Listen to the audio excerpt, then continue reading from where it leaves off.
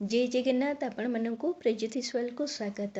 मार्गशीर मासर आमर दुई पाली सरीगलाणी आ केते जनक पई मध्य गोटे पाली सरीथिबो कारण जो माने प्रथमाष्टमी पूर्वरु ग्रहण करथिबे मार्गशीर मास तो सेमानक पई एटा दुई पाली सरीथिबो जो माने प्रथमाष्टमी परे ग्रहण करथिबे सेमानक पई गोटे पाली जहाँ भी हो तृतीय पाली आमर आरंभ होईची अलगा पाली को मिसई करी जहाँकि 5 डिसेम्बर मार्गशीर मास रोचे।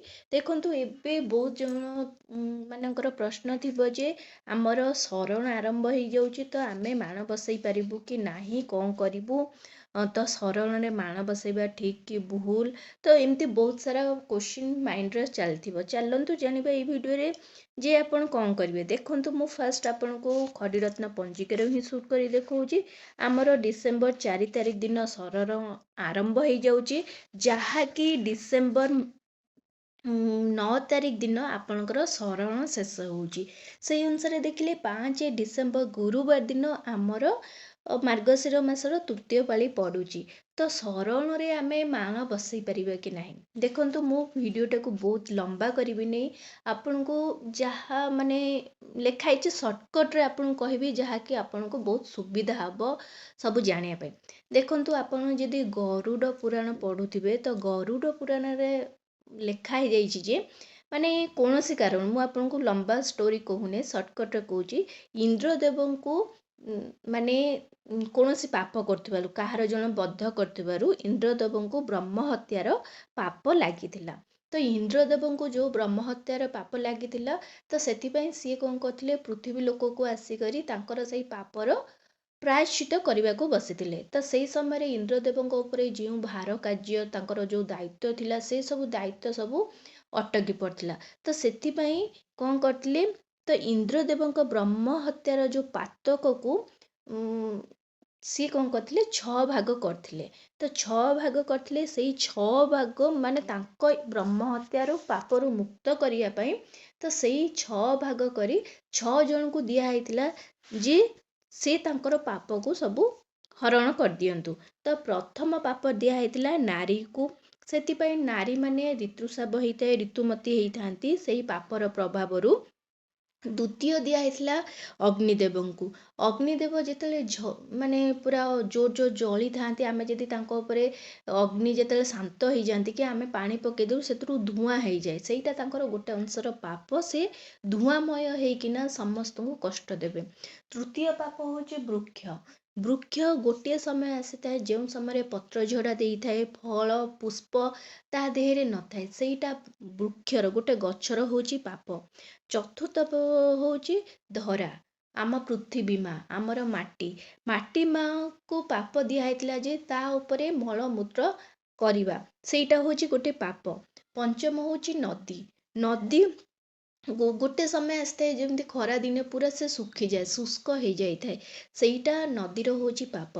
आ षष्ठ पाप होची मास वर्षक आम 12 मास को आमर गोटे पाप दिया जाइथिला जे 5 दिन शरण लागिबो आ शरण शेष हब।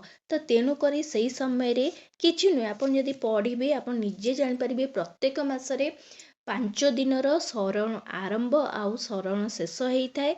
आउ से 5 दिन भितर लिखा जाए केवल गछ कटा कि उपड़ा जाए ना कि काठ कटा जाए ना काठ एवं गछ कटा जाए ना कि गछ उपड़ा जाए ना एतिकी तार नियम अच्छी ता व्यतीत अन्य किछि नियम नाही। ता व्यतीत आपण से समय जिते शुभ कार्य आपण करि परिबे बाहागर व्रतघर माण बसैबा ए सब करि आसिबे।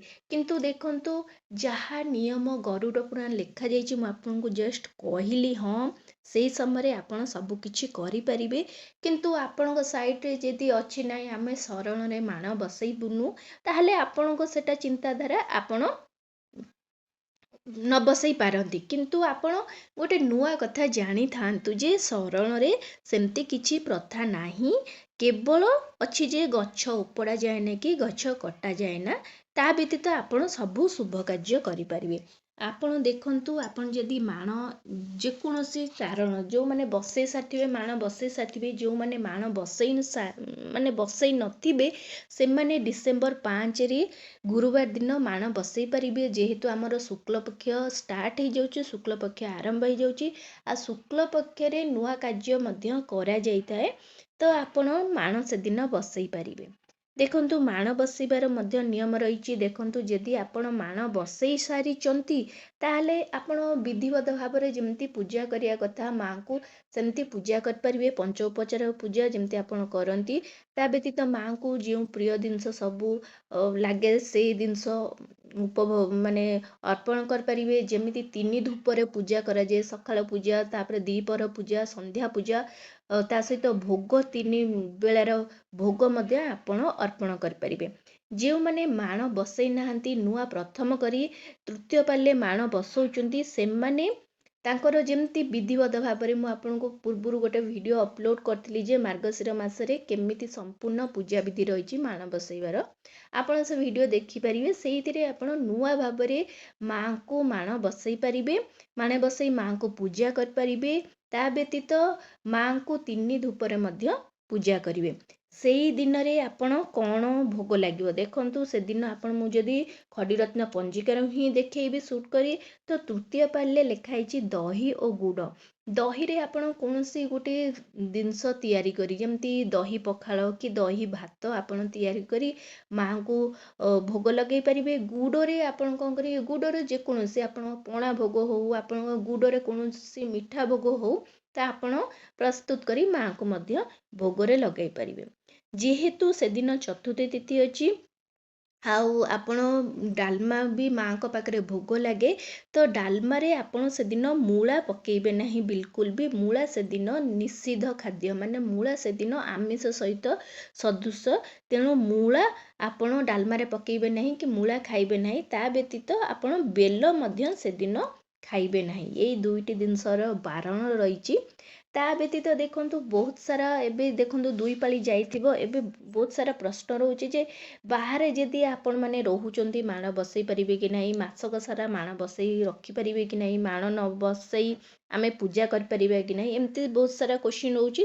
ଦେଖନ୍ତୁ, ମୁଁ ଫାର୍ଷ୍ଟ କହୁଛି ଯେ ଆପଣ ମାସକ ସାରା ମାଣ ବସେଇ ରଖିପାରିବେନି। ଦେଖନ୍ତୁ, କେତେକ ସ୍ଥାନରେ ଅଛି, ଆପଣ ନିଜେ ଜାଣିଥିବେ, କେତେକ ସ୍ଥାନରେ ଅଛି ଗୋଟିଏ ପାଳିରେ ବସେଇ ଗୋଟେ ପାଳିରେ ଉଠେଇ ଦେଉଛନ୍ତି। କେତେକ ସ୍ଥାନରେ ମାନେ ପ୍ରଥମ ପାଳିରେ ବସଉଛନ୍ତି, ପୁଣି ଉଠଉଛନ୍ତି, ପୁଣି ଦ୍ୱିତୀୟ ପାଳିରେ ବସଉଛନ୍ତି, ଉଠଉଛନ୍ତି, 4 ପାଳିରେ ମାନେ ମାଙ୍କୁ ବସଉଛନ୍ତି ଆଉ ଉଯାପନ କରୁଛନ୍ତି। କେତେକ ସ୍ଥାନରେ ଅଛି ଯେ ମାର୍ଗଶିର ମାସକ ସାରା ମା ସେମିତି ବସିକରି ରହିପାରିବେ।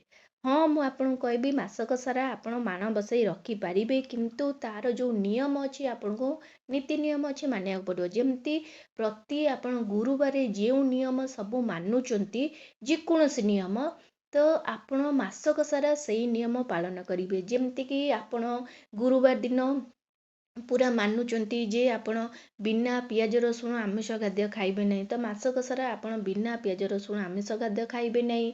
ଆପଣ ମାନେ ତା ବ୍ୟତୀତ ଆପଣ ପିଡ଼ା ପୋତା, ମାନେ ପୋଡ଼ା ଖାଦ୍ୟ, ପିତା ଖାଦ୍ୟ, କଲରା, ଲାଉ, ମସୁର ଡାଲି, ଏସବୁ ଯେଉଁଗୁଡ଼ା ଆମିଷଯୁକ୍ତ ଖାଦ୍ୟ, ସେ ଖାଦ୍ୟ ଖାଇବେ ନାହିଁ। ତା ବ୍ୟତୀତ ଆପଣ ପତି ପତ୍ନୀ ସଙ୍ଗ ହେଇ ରହିବେ ନାହିଁ। ଆପଣଙ୍କ ଘରକୁ ଯଦି କିଏ ଆସୁଛନ୍ତି ଭାଟ ଭିକାରୀ, ସେମାନଙ୍କୁ ମଧ୍ୟ କୌଣସି ଜିନିଷ ଦାନ କରିବେ ନାହିଁ। ଘରେ ଖାଇବାକୁ ଦେଇପାରିବେ, ମାନେ ଯାହାକୁ ସାହାଯ୍ୟ ଦରକାର, କିନ୍ତୁ ଆପଣ ମାନେ କାହାକୁ ଆପଣଙ୍କ ଘରୁ ଅନ୍ନ ଦେବେ ନାହିଁ। ଠିକ୍ ଅଛି, ଏସବୁ ନୀତି ନିୟମ ଆପଣ ଯଦି ମାନିପାରିବେ, ତାହେଲେ ଆପଣ ମାସକ ସାରା ମାଣ ବସେଇ କରି ରଖିପାରିବେ। ଯେଉଁମାନେ ବାହାରେ ରହୁଛନ୍ତି ସେମାନେ ମାଣ ବସେଇ ପାରିବେ କି ନାହିଁ। ଦେଖନ୍ତୁ, ମାଣ କେବଳ ଯେଉଁମାନେ ମାଣ ବସାଉଛନ୍ତି, ଆପଣଙ୍କ ଧ୍ୟାନ ରଖିବା କଥା, ମାଣ କେବଳ ନୂଆ ଧାନରେ ହିଁ ବସିଥାଏ, ପୁରୁଣା ଧାନରେ ମାଣ ବସେ ନାହିଁ। ଆପଣଙ୍କ ପାଖରେ ନୂଆ ଧାନ ଯଦି ପ୍ରତିବର୍ଷ ଆପଣଙ୍କୁ ଲାଗୁଛି ମୁଁ ବାହାରେ ରହିକରି ମଧ୍ୟ ମୋତେ ନୂଆ ଧାନ ପ୍ରତିବର୍ଷ ମିଳିଯିବ, ଯେଉଁ ଆମର ଖୋଲା ନୂଆ ଧାନ, ତା ବ୍ୟତୀତ ତା ଛଡ଼ା ଧାନ ମେଣ୍ଟା ଯଦି ଆପଣଙ୍କୁ ମିଳିଯାଉଛି, 2ଟି ଜିନିଷ ଆପଣଙ୍କର ଯଦି ମିଳୁଛି, ତାହେଲେ ଆପଣ ପ୍ରତିବର୍ଷ ମାଣବସା ଗୁରୁବାର ବାହାରେ ରହିକରି ମଧ୍ୟ କରିପାରିବେ। ଆପଣ ତା ସହିତ ଧ୍ୟାନ ରଖିବେ, ଧାନ ଯେଉଁ ଆପଣ ନୂଆ ଧାନ, ସେ ସବୁବେଳେ ଧଳା ଧାନ ହେଇଥିବ, କି ବାସୁମତୀ କି ଶାରଦା ଧାନ ହେଇଥିବ। ନାଲି ଧାନ ହେବ ନାହିଁ, କି ଉଷୁନା ଧାନ ମଧ୍ୟ ହେବ ନାହିଁ। ଆପଣ ମାଣବସା ଗୁରୁବାର ମେନ୍ ଜିନିଷ ହେଉଛି ଧାନ ମେଣ୍ଟା ସହିତ ନୂଆ ଧାନ। ତ ଆପଣଙ୍କୁ ଯଦି ସେଇ ଦୁଇଟି ଜିନିଷ ମିଳୁଛି ତାହେଲେ ଆପଣ ବାହାରେ ରହି ମଧ୍ୟ ମାଣ ବସେଇ ପାରିବେ। କିନ୍ତୁ ଦେଖନ୍ତୁ ଆଉ ଗୋଟେ କଥା, ଯେଉଁମାନେ ବହୁତ ଦୂରରେ ରହୁଛନ୍ତି, ନିଜ ଗାଁକୁ ଫେରି ପାରୁନାହାନ୍ତି, ବିଦେଶରେ ରହୁଛନ୍ତି, ତ ଆପଣ ଚେଷ୍ଟା କରିବେ ସର୍ବଦା ମାଣବସାରେ ଆପଣ ଆସିବା ପାଇଁ। ଯଦି ଆପଣ ମାଣବସାରେ ଆସିପାରୁନାହାନ୍ତି ତ ଆପଣ ମାଣ ନ ବସେଇ କରି ମାଆଙ୍କୁ ପୂଜା କରିପାରିବେ ଆପଣ ଯେଉଁଠି ବାହାରେ ରହୁଛନ୍ତି। କିନ୍ତୁ ମାଣବସାରେ ନିଜ ଘରକୁ ଯାଇପାରିବେ, ନିଜ ଘରେ ମାନେ ମିଶିକରି ପୂଜା କଲେ ବହୁତ ଭଲ। ଆଉ ବିଶେଷ କରି ମାନେ ଆମର ଗାଁ ମାଟିରେ ହିଁ ଇଶାଣ ମାଣ ରହିଥାଏ। ଆମେମାନେ ଆମ କାମରେ ସିନା ଆମେ ବାହାରେ ରହିଯାଉଛୁ, କିନ୍ତୁ ମାଣବସା ସବୁବେଳେ ସବୁ ପରିବାର ଲୋକ ଏକାଠି ମିଶି ମାଣ ବସେଇବା ଉଚିତ, ମାଆଙ୍କର ପୂଜା କରିବା ଉଚିତ। ତେଣୁ ଆପଣ ଯଦି ଆପଣ ବାହାରେ ଭଡ଼ା ଘରେ ରହୁନାହାନ୍ତି, ବର୍ଷ ବର୍ଷ ଧରି ସେଠି ରହି ଆସିଲେଣି, କିଛି ଅସୁବିଧାରୁ ଆପଣ ସବୁଥରକ ଆସିପାରୁନାହାନ୍ତି, ତାହେଲେ ଆପଣ ବାହାରେ ମାଣ ବସେଇ ପାରିବେ। କିନ୍ତୁ ସେମିତି ବି ଅଛି, ଦେଖନ୍ତୁ ଆପଣ ଯଦି ଆପଣ ଶାଶୁ ଘରେ ରହୁନାହାନ୍ତି ଏବେ, ଯଦି ଆପଣଙ୍କର 3 ଭାଇ 4 ଭାଇ ଅଛନ୍ତି, ତ 3 4 ଭାଇ ଧରକ ଅଛନ୍ତି, ଆପଣଙ୍କର ଶାଶୁ ବୋଧେ ଶାଶୁ ଘରେ ଯିଏ ରହୁଛନ୍ତି, ଯେଉଁ ବୋଉ ରହୁଛନ୍ତି ସିଏ ପୂଜା କରୁଛନ୍ତି, କିନ୍ତୁ ଆପଣଙ୍କର ସେଇ ମାନେ ଯାଆ ସହିତ ଆପଣଙ୍କର ପଡ଼ୁନାହିଁ, ତ ଆପଣ ମାନେ ଭିନେ ହେଇଯାଇଛନ୍ତି। ତ ସେଇ ପରିସ୍ଥିତିରେ ଆପଣ ଯଦି ଶାଶୁ ଅଛନ୍ତି ତ ଶାଶୁଙ୍କୁ ଠାରୁ ମାଗିକରି ମାଣ ଜିନିଷ ଆପଣ ନେଇକରି ଏକୁଟିଆ ପୂଜା କରିପାରିବେ। ନହେଲେ ଯଦି ଶାଶୁ ନାହାନ୍ତି, ସେଇ ଯାଆ ଆପଣଙ୍କୁ ଦେଉନାହିଁ, ଆପଣଙ୍କୁ ମାଣ ଜିନିଷ କିଛି ଦେଉନାହିଁ ପୂଜା କରିବା ପାଇଁ, ଆପଣ ଚାହିଁବେ ଯଦି ପୁରୀ ମନ୍ଦିରରେ ମା ଲକ୍ଷ୍ମୀଙ୍କର ଯେଉଁ ପୂଜା ଜିନିଷ ଆପଣଙ୍କ ପାଖରେ ଯେମିତିକି କଉଡ଼ି, ଗୁଆ, ଧାନ, ମାଙ୍କର ଲୁଗା କି ଓଢ଼ଣୀ ଆଣିକରି ଆପଣ ପ୍ରଥମଥର ଗୋଟେ ଭଲ ଶୁଭ ଦିନ ଶୁଭ ବେଳା ଦେଖି ମାଣ ବସେଇ ପାରିବେ। ଯଦି ଆପଣ ସବୁ ଏକାଠି କରି ରହୁଛନ୍ତି, ତାହେଲେ ଆପଣ ଚେଷ୍ଟା କରିବେ ଆସିବା ପାଇଁ ଘରକୁ। ଯଦି ଆସିପାରିବାକୁ ଚେଷ୍ଟା ମାନେ ଆସିପାରୁନାହାନ୍ତି, ଅସୁବିଧା ହେଉଛି, ତାହେଲେ ଆପଣ ସେମିତି ପୂଜା କରିପାରିବେ। ସେମିତି କିଛି ନାହିଁ, ମାଣ ଯେଉଁଠି ବି ପୂଜା ପାଆନ୍ତୁ ଆପଣଙ୍କର ମାନେ ଆଶୀର୍ବାଦ ଆପଣଙ୍କ ଉପରେ ରହିବ, କିନ୍ତୁ ଆପଣ ନୀତି ନିୟମ ମାନିବେ। ଘରେ ଆପଣଙ୍କ ନିଜ ଘରେ ଯେମିତି ପୂଜା କରିବା କଥା ସେମିତି ପୂଜା କରିପାରିବେ।